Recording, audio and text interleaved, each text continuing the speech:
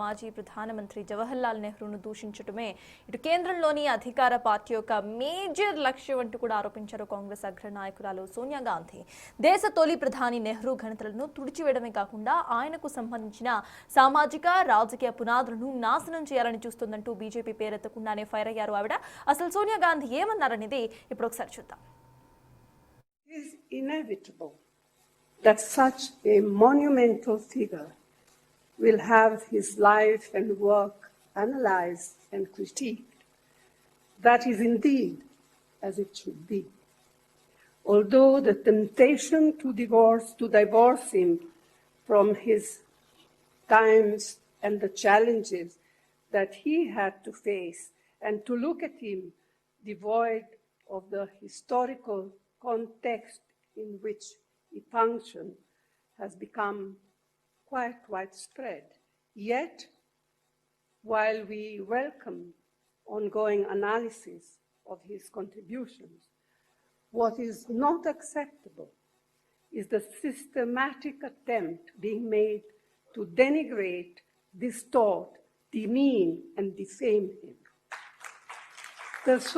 The sole objective of this is to not only diminish him as a personality, his universally recognized role in India's independence struggle, and his early decades as a leader of an independent nation challenged by unprecedented problems, but it is also to demolish his multifaceted legacy in a crude and self-serving attempt to rewrite history.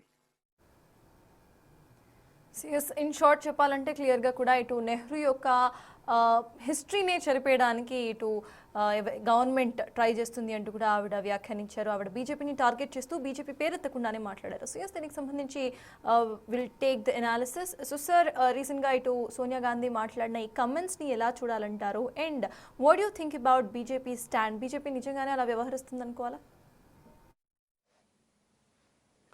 దాంట్లో అనుమానం ఏంటి, బహిరంగంగానే చెప్తున్నారు కనుక నిజంగానే వివరిస్తుందనే ప్రశ్న ఉత్పన్నం కాదు. ప్రశ్న ఏంటంటే ఎందుకు అలా వివరిస్తుంది అని. సో బీజేపీకి నెహ్రూ పట్ల ఎందుకంత విద్వేషము, ఇది ప్రశ్న. ఎందుకంటే నెహ్రూను విమర్శించకూడదు, విశ్లేషించకూడదని సోనియా గాంధీ కూడా అనలేదు.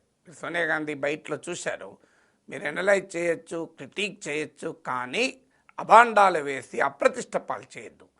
ఎందుకు మరి బీజేపీకి అంత విద్వేషం? వాస్తవంగా బీజేపీ గాంధీ కూడా అంగీకరించారు. గాంధీజీని జాతిపిత అని బీజేపీ ఆర్ఎస్ఎస్ ఒప్పుకోరు. రాజకీయాల కొరకు, ఓట్ల కొరకు గాంధీని ఇంకా పూర్తిగా త్యజించలేకపోతున్నారు. కానీ పూర్తి స్థాయిలో భారతదేశం పైన ఆధిపత్యం వచ్చాక గాంధీని కూడా ఎట్టి పరిస్థితుల్లో అంగీకరించారు. మీకు ఎందుకు అంటే నెహ్రూ స్వభావానికి మోడీ స్వభావానికి ఒక చిన్న కంపారిజన్ చెప్తాను. నరేంద్ర మోడీ తన గురువు భారతీయ జనతా పార్టీని ఈ స్థానానికి తీసుకొచ్చినటువంటి హిందుత్వ రాజకీయాల్లో ఒక పితామహుడు లాల్ కృష్ణ అద్వానీ, ఎల్కే అద్వానీ. ఎల్కే అద్వానీకి ఏ పద్ధతి పట్టించాడు మోడీ?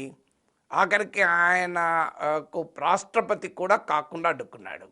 ఎల్కే అద్వానీ ప్రెసిడెంట్ చేస్తా అంటే ఎవరాపారు మోడీని? ప్రతిపక్షాలు వద్దనయ్యా. ఎల్కే అద్వానీకి ఆఖరికి భారతరత్న కూడా ఇవ్వడానికి సిద్ధపడలే మోడీ.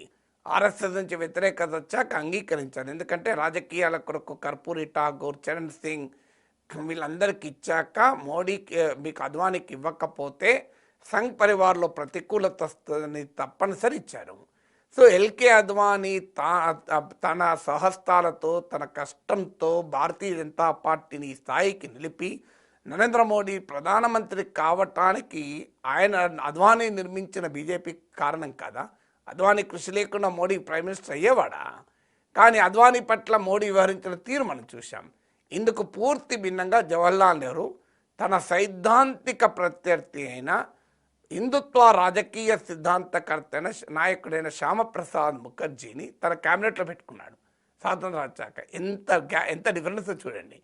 తాను ఎట్టి పరిస్థితుల్లో అంగీకరించని మత రాజకీయాలకు ప్రతీకగా ఉన్న శ్యామప్రసాద్ ముఖర్జీ హిందుత్వ సిద్ధాంత నాయకుడైన, సో జనసంఘ్ ఇప్పటికీ ఆరాధ్య దైవంగా భావించే శ్యామప్రసాద్ ముఖర్జీ బీజేపీ ఇప్పటికీ కూడా అంగీకరించే అలాంటి వ్యక్తిని ఆయన క్యాబినెట్లో పెట్టుకుంటే సొంత సిద్ధాంత గురువైన అద్వానీని ఈడ్చికొట్టాడు మోడీ. అది తేడా మోడీకి నెహ్రూకు.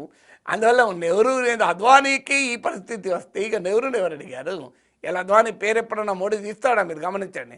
అద్వానీ బర్త్డే రోజప్పుడు ఇంటికి పోయి గ్రీటింగ్స్ చెప్తాడు తప్ప అసలు వాజ్పేయి పేరే తీయడు కదా. మీకు 70 ఏళ్లలో 2014 కన్నా ముందు దేశం గొడ్డుపోయింది, దేశంలో ఏం జరగలేదు అంటాడు కదా, ఇంక్లూడింగ్ వాజ్పేయి ఇయర్స్. ఎప్పుడో వాజ్పేయి పుట్టినరోజు అప్పుడప్పుడు వాజ్పేయి గురించి మాట్లాడతాడు.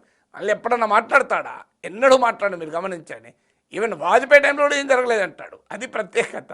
ఇక వాజ్పేయిని అద్వానీనే గుర్తు చేసుకోలేని మోడీ నెహ్రూని గుర్తు చేసుకుంటాడా? ఇక నెహ్రూ దేనికి రిప్రజెంటేటివ్? మీకు నెహ్రూ హయాంలో నాగార్జున సాగర్, బాక్రా నంగల్ ఇలాంటి ప్రాజెక్టులకు మూలం ఏర్పడింది. మీరు నరేంద్ర మోడీ ప్రైమ్ మినిస్టర్ అయ్యాక ఒక పెద్ద ఇరిగేషన్ ప్రాజెక్ట్ ఎక్కడ కట్టారో చెప్పండి నాకు ఒకటి. నెహ్రూ హయాంలో ఐఏఎంలు, ఇండియన్ ఇన్స్టిట్యూట్ ఆఫ్ ఐఐటీలు పునాదులు పడ్డాయి. 11 ఏళ్లలో మోడీ హయాంలో నెహ్రూ కాలంలో పుట్టిన ఐఐటి లాంటిదో ఐఏఎం లాంటిదో ఒక్క విద్యాసంస్థ చూపెట్టండి. ముఖేష్ అంబానీ విద్యాసంస్థ 100 కోట్లు ఇస్తే అది ఇంతవరకు పురుడే పోసుకోలే. Show me one institution IIT ఐఏఎంలతో పోల్చగలిగినటువంటి ఒక్క ఇన్స్టిట్యూషన్ పేరు చెప్పండి. నెహ్రూ హయాంలో ఎన్ని సైంటిఫిక్ ఇన్స్టిట్యూషన్స్కు సైంటిఫిక్ రీసెర్చ్కు పునాదులు పట్టాయో చూడండి. అలాంటిది ఒక్కటంటే ఒకటి మోడీ హయాంలో ఎన్ని ఏర్పడిందా చెప్పండి. అందువల్ల నెహ్రూ ఇది ఇన్స్టిట్యూషన్ బిల్డర్. మరి నెహ్రూ ఒక గొప్ప స్వాతంత్ర సాంప్రదాయాలను సృష్టించాడు. ఒక డెమోక్రసీ చాలా దశలో ఉండగా దానికి పునాదులు వేశాడు. పార్లమెంటును గౌరవించాడు, ప్రతిపక్షాన్ని గౌరవించాడు. మీకు Narendra Modi leader of the opposition గుర్తించాడు. కానీ నెహ్రూ ఏం చేశాడు? రామ్ మనోహర్ లోహియా మాట్లాడుతుంటే పార్లమెంట్లో ఆయన టైం అయిపోయిందని స్పీకర్ చెప్తే లేచి, అధ్యక్ష మా అధికార పార్టీ టైం కూడా ఆయనకే ఇవ్వండి, ప్రతిపక్ష నేతకు. మా వాళ్ళు ఎలాగో మాకు అనుకూలంగా మాట్లాడతారు, మా ప్రతిపక్ష నేత మాట్లాడితే నేను తెలుసుకోదలుచుకున్నాను అని చెప్తాడు. అలాంటి దానికి ఇప్పుడు మోడీ ప్రతిపక్షం పట్ల అనుసరిస్తున్న వైఖరికి ఎంత పోలికే చెప్పండి. ఇక మన నెహ్రూ వారసత్వాన్ని మోడీ ద్వేషించకపోతే ఏం చేస్తాడు? మీకు నెహ్రూ ఒక గొప్ప సెక్యులర్వాది, గొప్ప లౌకికవాది. నరేంద్ర మోడీ ఎట్టి పరిస్థితుల్లో సెక్యులరిజాన్ని అంగీకరించకపోగా సెక్యులరిజాన్ని రాజ్యాంగం నుంచే తొలగించాలి అనే సిద్ధాంతాన్ని బీజేపీ నమ్ముతుంది. అందువల్ల నెహ్రూని ఎట్లా ఒప్పుకుంటుంది? మీకు నెహ్రూ గొప్ప ఆధునిక భావాలకు ప్రతీక. సో మనం ఇప్పుడు ఏ రకమైనటువంటి వ్యవహారాలు చూస్తున్నాం దేశంలో, మూఢనమ్మకాలకు అధికారిక ముద్రలు వేస్తున్నటువంటి అశాస్త్రీయ భావాలకు అత్యంత విలువిస్తున్నటువంటి సందర్భంలో మనం బతకడం లేదా? అందువల్ల డెఫినెట్గా Nehru social, political and economic thinking. Nehru ఒక గొప్ప స్వావలంబన, బలమైన ప్రభుత్వ రంగ పునాదులు, పారిశ్రామిక పునాదులు కోరుకున్నాడు. అందుకే నెహ్రూ టైంలో పెద్ద పెద్ద ఇండస్ట్రీస్కి పునాదులు పడ్డాయి. ఇప్పుడు ఎవరికి పడుతున్నాయి? క్రోనిజానికి పడుతుంది. టాటాస్కు ప్రాజెక్ట్ క్లియర్ చేస్తే 757 crore బీజేపీకి విరాళాలు ఇచ్చాడని తాజాగా scroll.in చూశాను నేను. అలాగే మీకు అదానీ వ్యాపారం ఎలా పెరిగిందో మనం చూస్తున్నాం. అదానికి ఎల్ఐసి నుంచి 48,000 కోట్ల రూపాయలు మోడీ ప్రభుత్వం ఇప్పించింది. దేశంలో ఉన్న ఎయిర్పోర్ట్లన్నీ అదానికి అప్పచెప్పింది. అమెరికా కోర్టులో అదానీ పైన కేసు పడితే ఆ సమ్మన్లు కూడా అదానికి ఇవ్వడానికి మోడీ ప్రభుత్వం సిద్ధపడతలేదు. అమెరికన్ కోర్టులో లాయర్లు చెప్పారు. మరి జవహర్లాల్ నెహ్రూ ఇలా చేశాడా? జవహర్లాల్ నెహ్రూ ఒక బలమైన పారిశ్రామిక పునాదులు వేస్తే ఒక క్రోనీ క్యాపిటల్కు పునాదులు వేసి మోడీ ప్రభుత్వంలో పునాదులు పడ్డాయి. అంటే మోడీ ఏం చేయలేదని నేను అనడం లేదు, నెహ్రూతో కంపారిజన్ చెప్తున్నాను. నెహ్రూ హయాంలో డెమోక్రటిక్ ఇన్స్టిట్యూషన్ బలపడ్డాయి. ఇప్పుడు ఏదన్నా బలపడుతున్నాయా? కోర్టులకు జడ్జిని మేమే నియమిస్తామంటున్నారు. సిబిఐని, ఈడీని తమ చేతిలో పావులుగా మార్చుకున్నారు. మీకు వ్యవస్థలన్నిటి పెట్టుకున్నారు. నెహ్రూ ఒక గొప్ప సమాఖ్య స్ఫూర్తికి ప్రతీక. సో మీకు ఫెడరలిజానికి మారుపేరు. నెహ్రూ మోడీ హయాంలో రాష్ట్రాల అధికారులపై నిరంతరం అటాక్ జరుగుతోంది. సో అందువల్ల నెహ్రూ వాల్యూస్ సిస్టానికి పూర్తిగా మోడీ ప్రభుత్వం వ్యతిరేకం. అందుకే నెహ్రూ పట్ల అంత విద్వేషం.